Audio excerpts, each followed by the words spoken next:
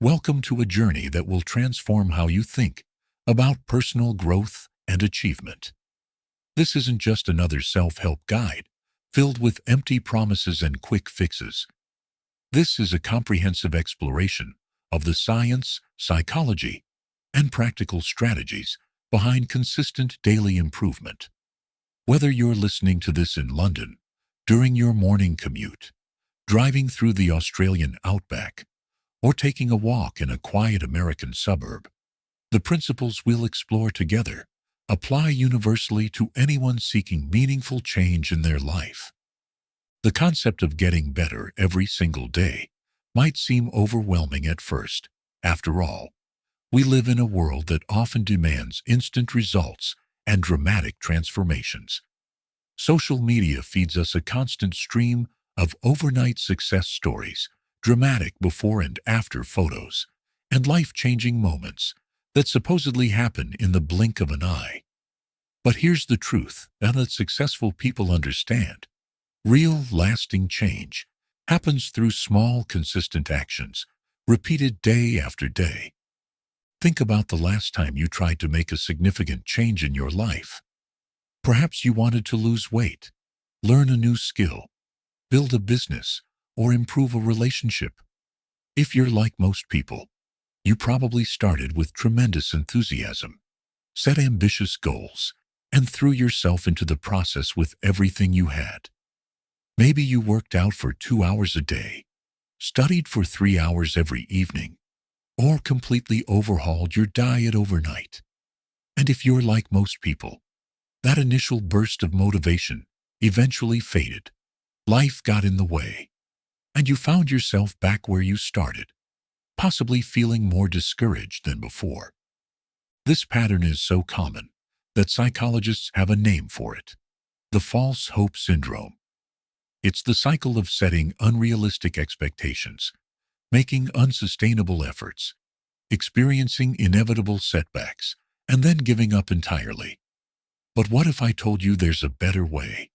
What if the secret to lasting change isn't about doing more, but about doing less, more consistently?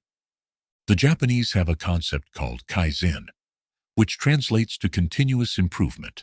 It's the philosophy of making small, incremental changes that compound over time to create remarkable results.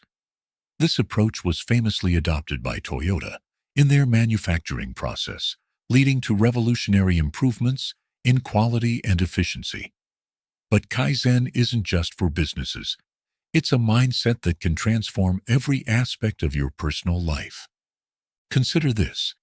If you improved by just 1% every day for a year, you wouldn't just be 1% better at the end of that year. You'd be 37 times better. That's the power of compound improvement. It's not about making massive changes overnight. It's about making tiny improvements consistently, day after day, and trusting in the process. But here's where most people get it wrong. They think that because the changes are small, they're not important. They underestimate the power of consistency and overestimate the importance of intensity. They're looking for the dramatic moment, the breakthrough, the transformation that will make them feel like they've finally arrived. But improvement doesn't work that way. It's subtle, gradual, and often invisible in the moment. It's only when you look back over weeks, months, or years that you realize how far you've come. Throughout this exploration, we'll dive deep into the science behind habit formation, the psychology of motivation, the importance of systems over goals, and the practical strategies that will help you create lasting change. We'll explore how your brain works, why willpower isn't enough, and how to design your environment for success. We'll look at the role of identity in behavior change, the importance of tracking progress, and how to overcome the inevitable obstacles that arise on any journey of improvement. But most importantly, we'll focus on the practical application of these principles. This isn't just theory. Every concept we discuss will be accompanied by specific, actionable strategies that you can implement immediately. By the end of this journey, you'll have a complete toolkit for continuous improvement that you can apply to any area of your life.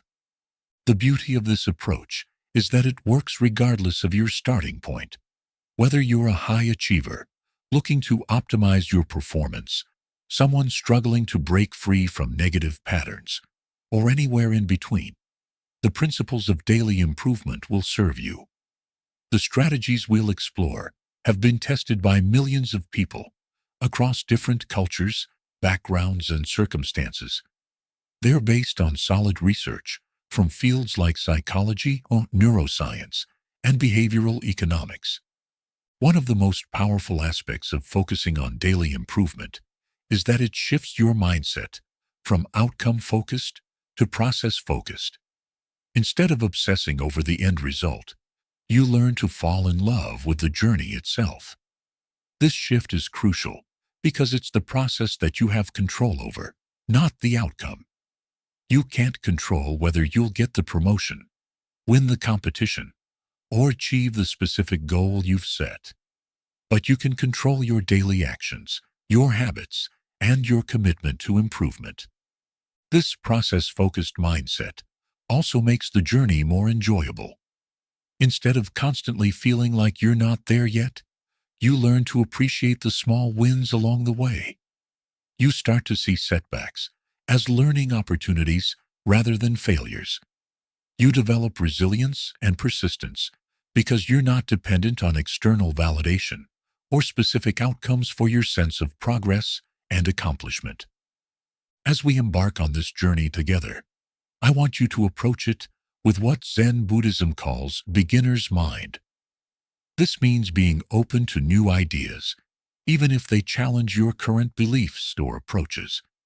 It means being willing to experiment, to try new strategies, and to learn from both successes and failures.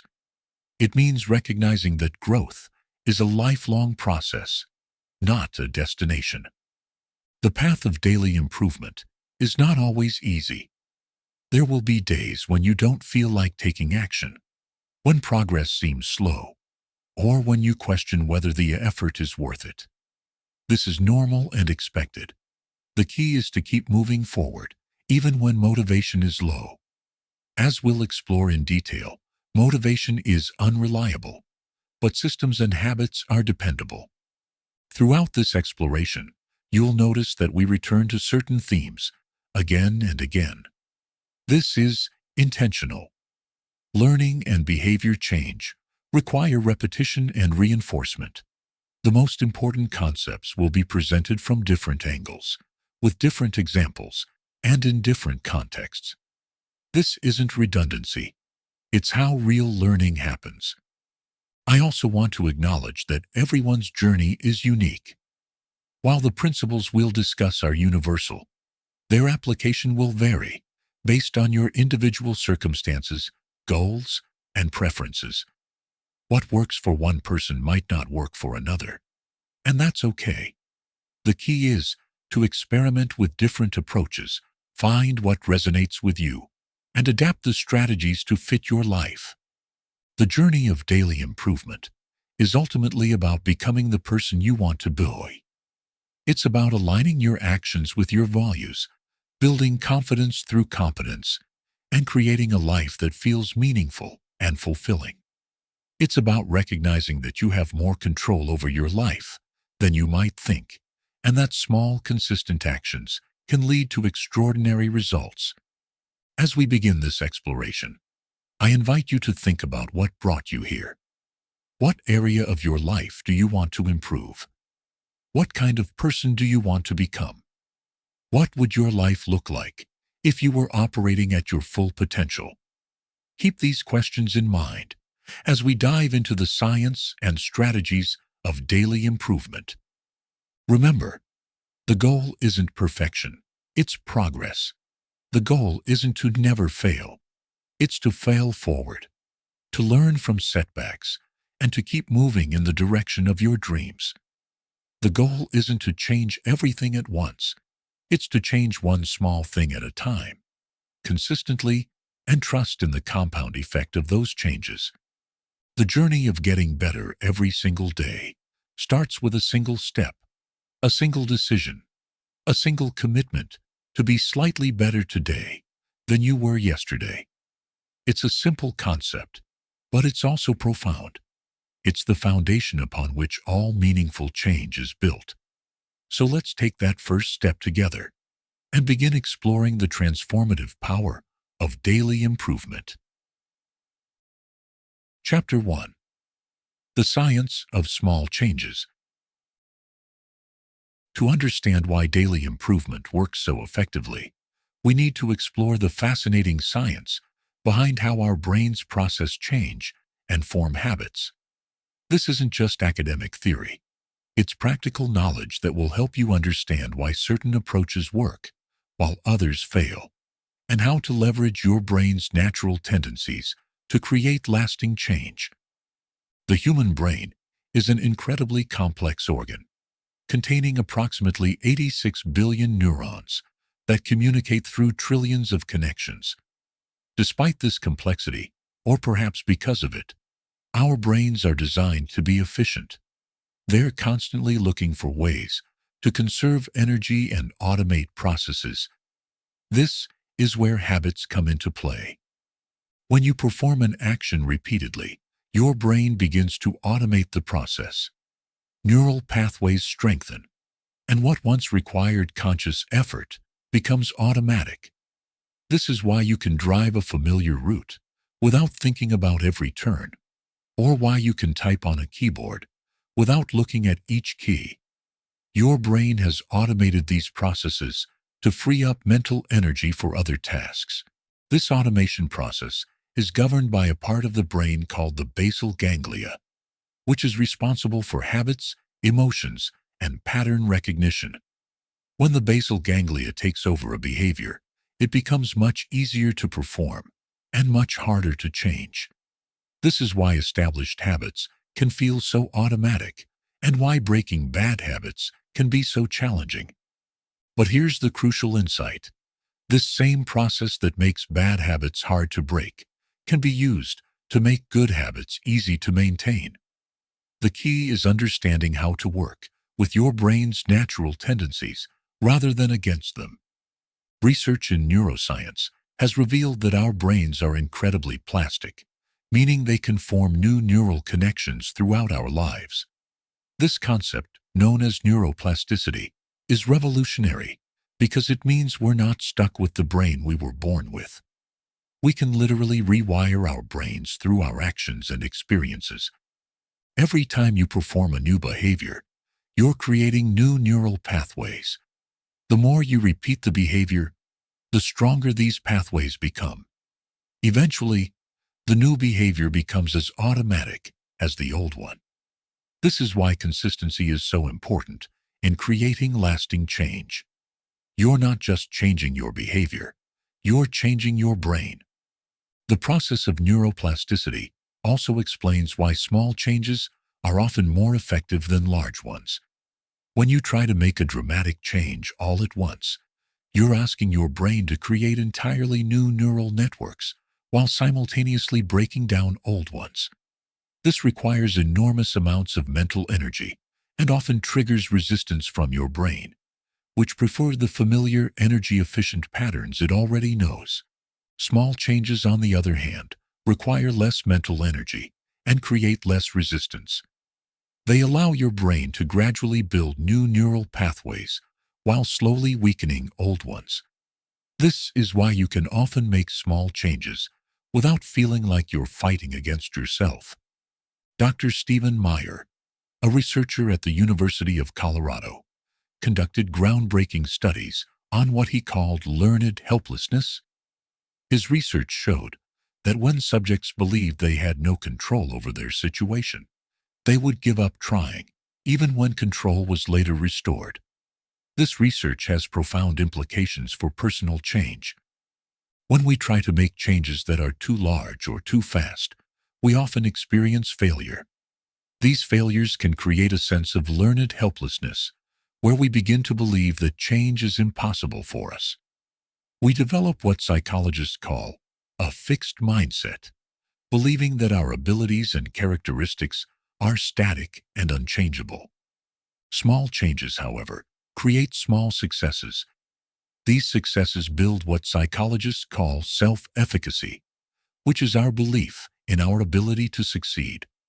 As self-efficacy increases, we become more willing to take on larger challenges and more resilient in the face of setbacks.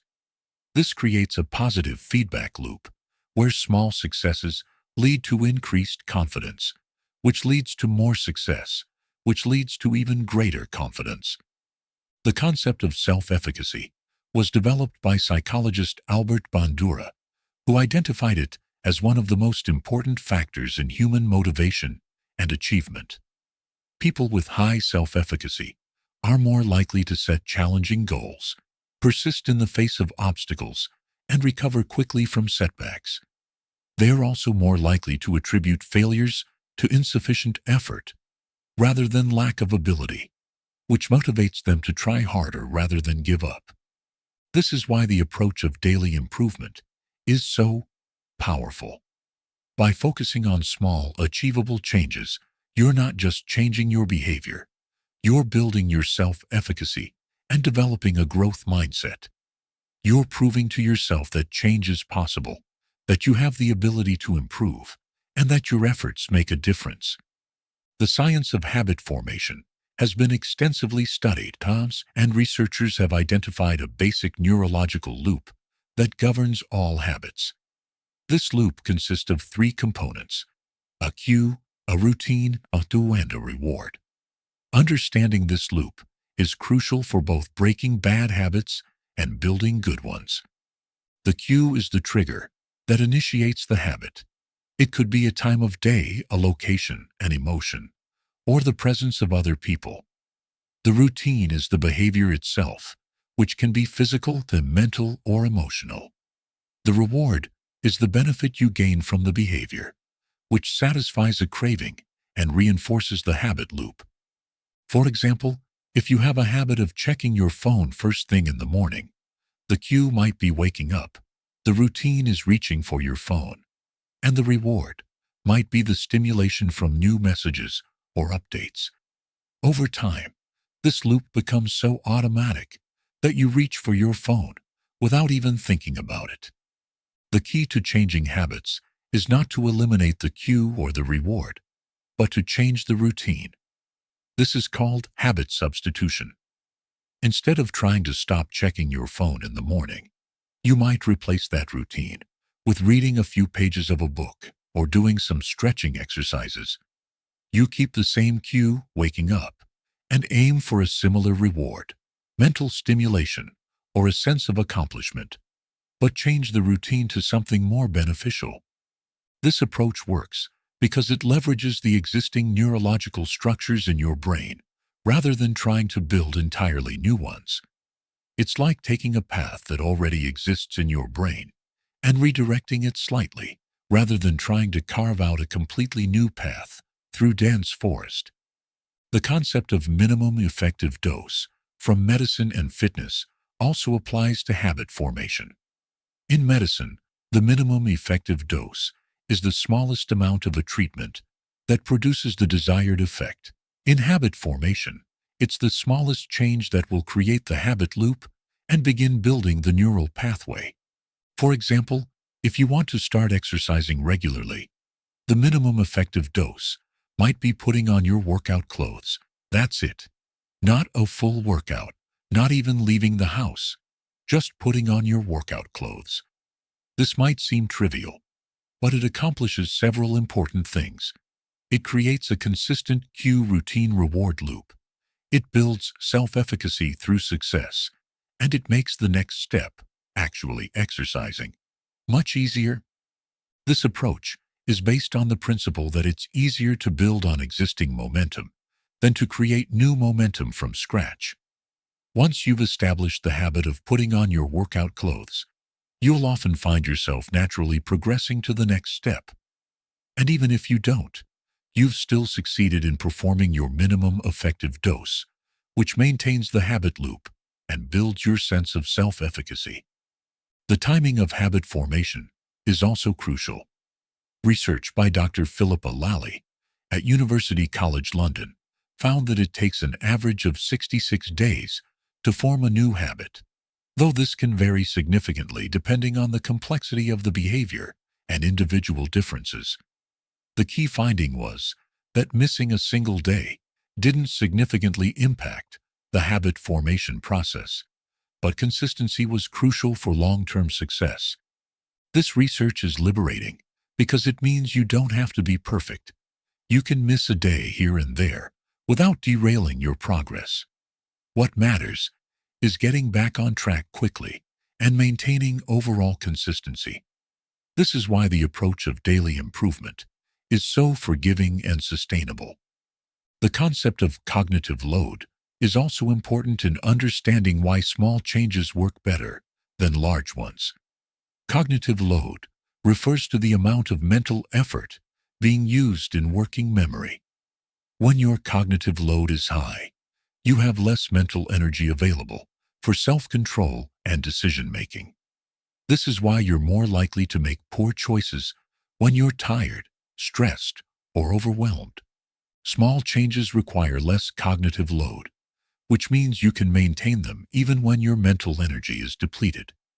This is crucial because life is unpredictable, and there will inevitably be days when you're tired, stressed, or dealing with unexpected challenges. If your improvement strategy requires high cognitive load, it will fail when you need it most. Large changes, on the other hand, require significant cognitive load, which makes them unsustainable over the long term. You might be able to maintain them for a short period when you're motivated and have plenty of mental energy, but they'll collapse as soon as life gets challenging. The science of motivation also supports the approach of daily improvement. Motivation is often misunderstood as a feeling that you either have or don't have. In reality, motivation is more like a muscle that can be strengthened through use, but it can also become fatigued through overuse. When you try to make large changes, you're asking your motivation muscle to lift a heavy weight. You might be able to do it for a short time, but eventually the muscle will fatigue, and you'll lose the ability to maintain the change. Small changes, however, are like lifting light weights. You can do it consistently without fatiguing your motivation muscle, and over time, the muscle actually gets stronger.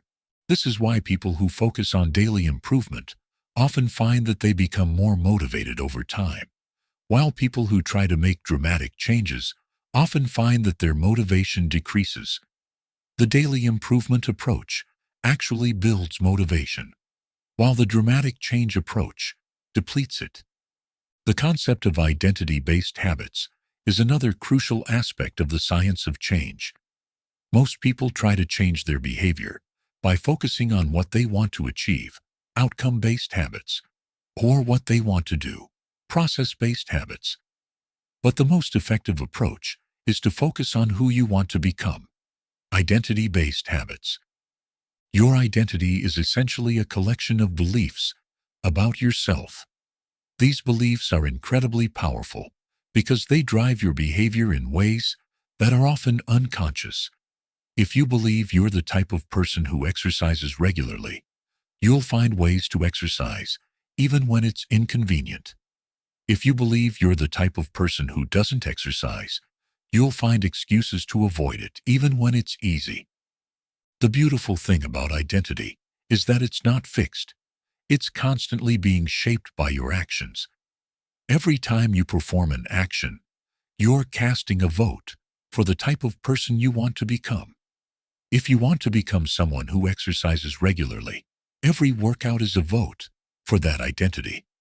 If you want to become someone who reads more, every page you read is a vote for that identity.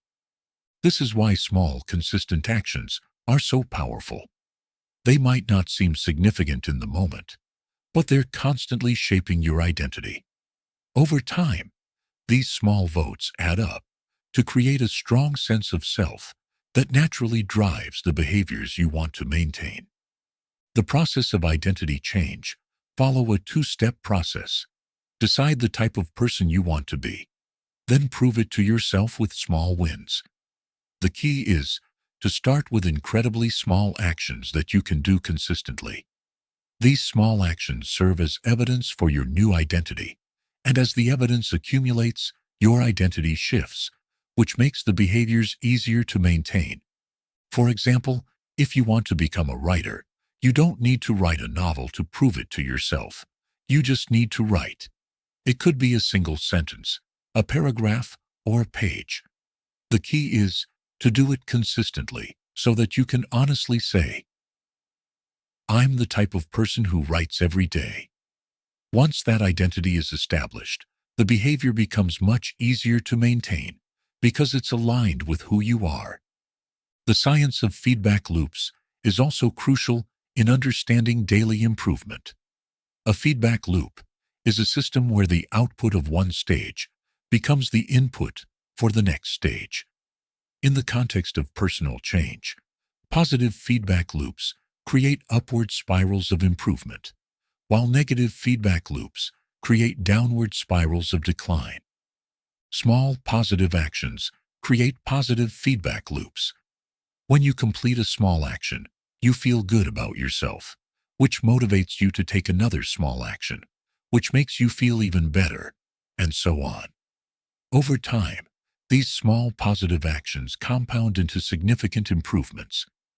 Large, unsustainable actions often create negative feedback loops.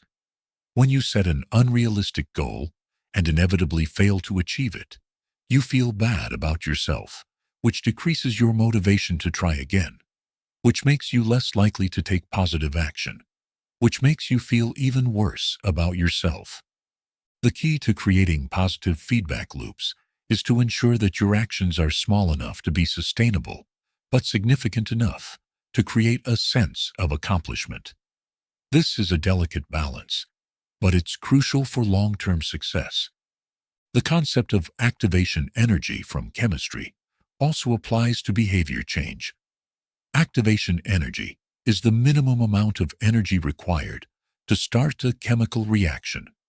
In behavior change, it's the minimum amount of energy required to start a new habit or behavior. One of the most effective ways to create lasting change is to reduce the activation energy required for positive behaviors and increase the activation energy required for negative behaviors. This is essentially about making good habits easier and bad habits harder. For example, if you want to read more, you might reduce the activation energy by keeping a book on your nightstand, where you can easily see it and reach it. If you want to watch less television, you might increase the activation energy by unplugging the TV and putting the remote in another room. These might seem like small changes, but they can have a significant impact on your behavior. When the activation energy for a positive behavior is low, you're much more likely to do it, especially when your motivation is low. When the activation energy for a negative behavior is high, you're much less likely to do it, even when you're tempted. The science of dopamine also plays a crucial role in habit formation and motivation.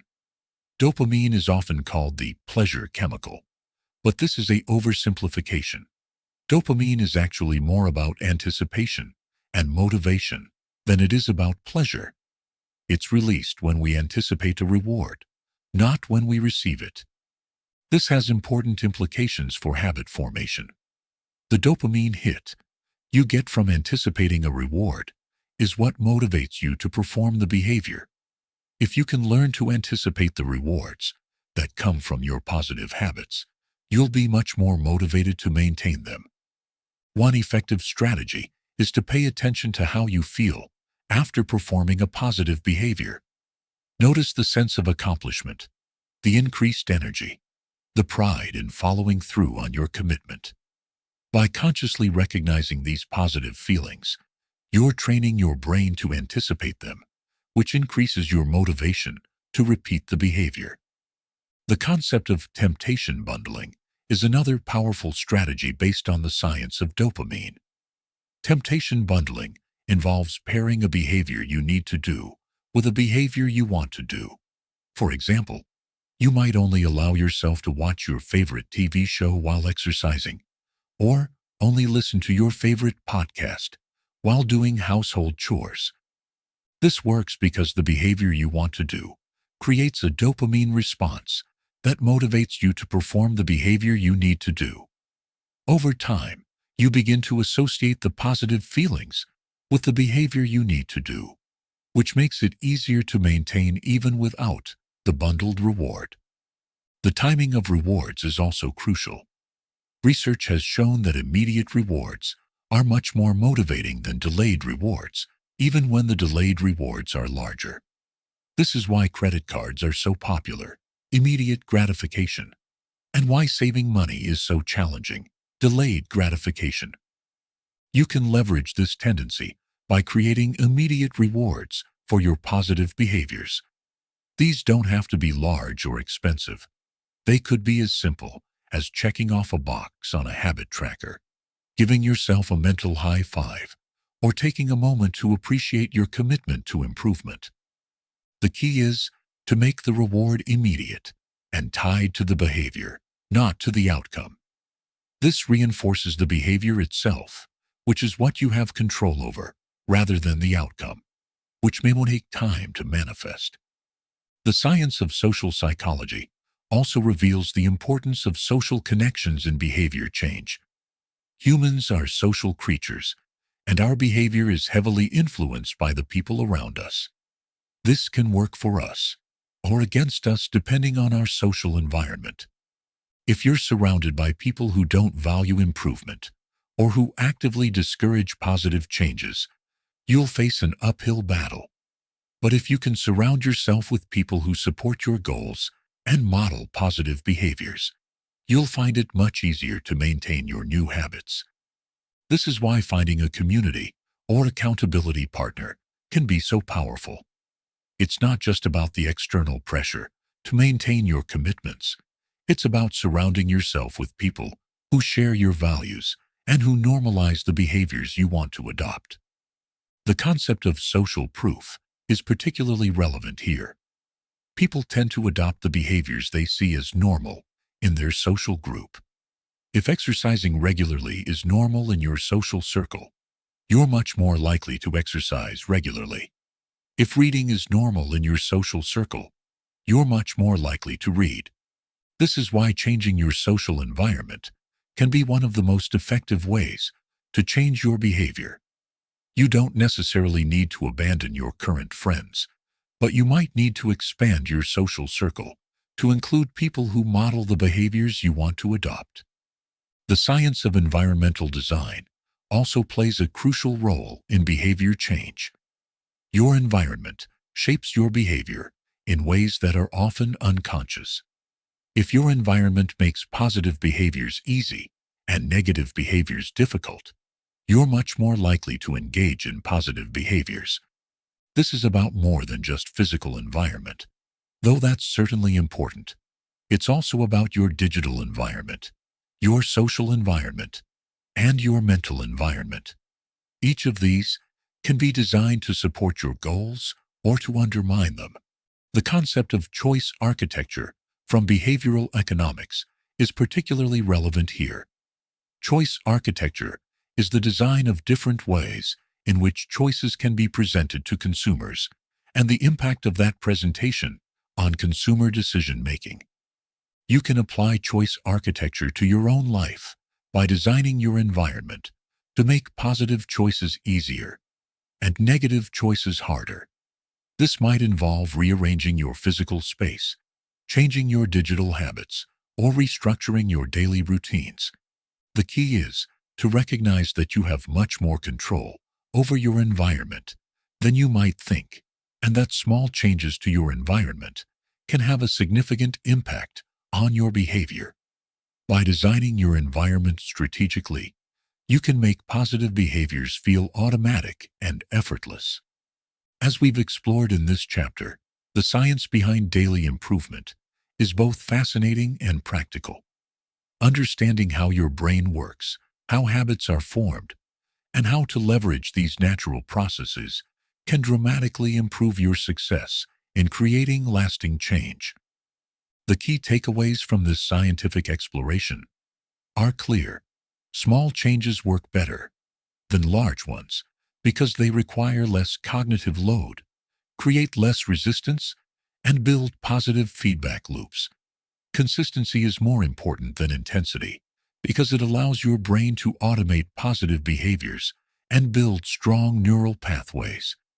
Identity-based habits are more powerful than outcome-based habits because they work with your natural psychological tendencies rather than against them. Most importantly, the science shows us that change is not only possible, but inevitable when we apply the right principles consistently. Your brain is constantly rewiring itself based on your actions and experiences. By understanding this process and working with it, rather than against it, you can create the changes you desire in your life. The journey of daily improvement is not about forcing yourself to change through sheer willpower. It's about understanding the science of change and applying that knowledge strategically to create sustainable, positive habits that align with the person you want to become. With this scientific foundation in place, we can now explore the practical strategies for implementing daily improvement in your life. Chapter 2. Building your personal system. Now that we understand the science behind why daily improvement works, it's time to build your personal system for consistent progress. A system is different from a goal. Goals are about the results you want to achieve, while systems are about the processes that lead to those results. Winners and losers often have the same goals, but winners have better systems. Your personal system is the collection of habits, routines, and practices that you use to make progress toward becoming the person you want to be. It's your daily operating system, the framework that guides your actions and decisions. Building an effective system is crucial because it removes the need for constant motivation and willpower. When you have a good system, progress becomes automatic. The first step in building your personal system is to conduct what I call a life audit. This is a comprehensive review of your current habits, routines, and practices. The goal is to identify what's working, what's not working, and what's missing. This audit should be honest and thorough, but also compassionate. You're not looking for reasons to criticize yourself. You're looking for opportunities to improve. Start by tracking your current habits for at least a week, preferably 2 weeks. Write down everything you do, from the moment you wake up until you go to bed. Include the obvious things like meals, work, and exercise, but also include the subtle things like checking your phone, watching TV, or scrolling through social media. Don't try to change anything during this tracking period. Just observe and record. The purpose of this tracking is to bring awareness to your automatic behaviors. Most of us go through our days on autopilot, performing dozens of habits without conscious thought. By tracking these behaviors, you make them visible and therefore changeable. You can't change what you don't acknowledge. After you've completed your tracking period, analyze the data you've collected.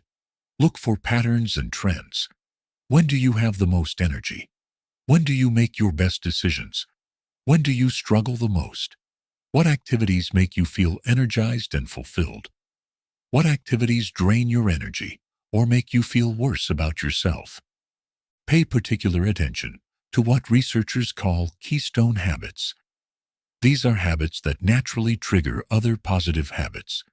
For example, many people find that exercising in the morning is a keystone habit that leads to better eating choices, improved mood, and increased productivity throughout the day. Identifying your potential keystone habits is crucial because they give you the most leverage for positive change. Also look for what I call domino habits, negative habits that tend to trigger other negative habits. For example, staying up late might lead to sleeping through your alarm, which leads to skipping breakfast, which leads to poor food choices throughout the day. which leads to low energy, which leads to poor performance at work, which leads to stress, which leads to staying up late again.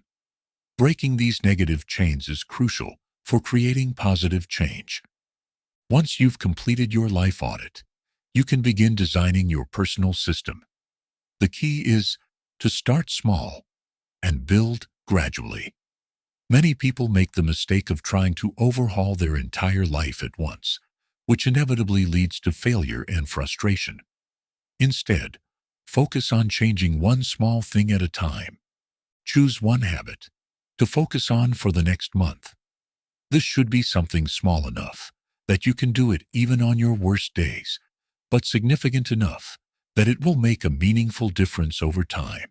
It should also be something that you can do consistently, regardless of your schedule or circumstances. For example, if you want to improve your fitness, your first habit might be to do 10 push-ups every morning. If you want to improve your knowledge, your first habit might be to read one page of a book every day. If you want to improve your relationships, your first habit might be to send one text message to a friend or family member every day. The key is to make the habit so small that it feels almost trivial. This might feel like you're not doing enough, but remember the power of compound improvement. Small actions, performed consistently, lead to remarkable results over time. It's better to do something small every day than something big once in a while.